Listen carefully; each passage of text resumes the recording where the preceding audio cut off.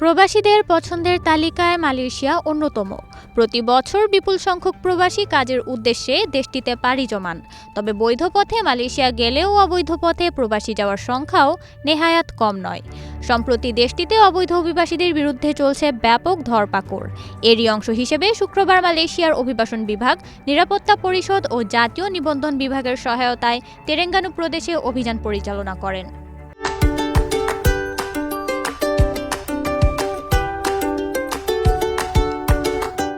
এতে বাথরুমের জানলা দিয়ে পালিয়ে যাওয়ার সময় এক বাংলাদেশিকে আটক করেছে দেশটির অভিবাসন বিভাগ।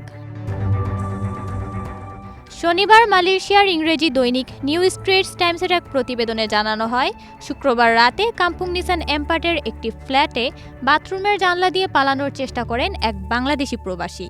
কিন্তু তার সেই চেষ্টা সফল হয়নি। বাথরুমের জানলায় আটকে যান তিনি। পরে অভিবাসন কর্তৃপক্ষ তাকে আটক করেছে।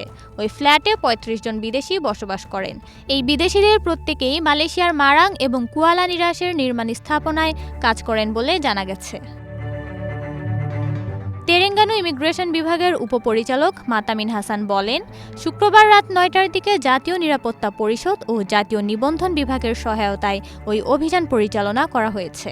তিনি বলেন, বিদেশিরা ভবনের জরুরি সিঁড়ি ও লিফট ব্যবহার করে পালানোর চেষ্টা করেছিলেন, কিন্তু সব প্রস্থান পথ বন্ধ থাকায় তাদের সেই চেষ্টা ব্যর্থ হয়েছে।